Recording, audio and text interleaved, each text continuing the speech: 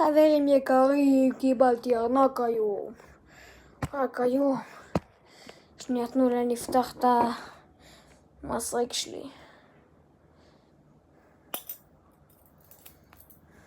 רגע.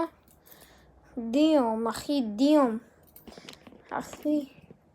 דיום, ביום, דיום. ממליץ. הכל טוב. הקיצור, זה... אני מוכר אותו באיזה 30, 20, משהו כזה. ואת הארנק, מי שרוצה, יש בו קצת דברים, לא אגיד מה. זה 50 שקל. מי שרוצה, שיבוא לפרטי. בולבול, נייס, very בולבול, נייס, very good. בולבול, על בטריה. ממליץ על זה וזה. עדיף זה. אבל זה גם שימושי.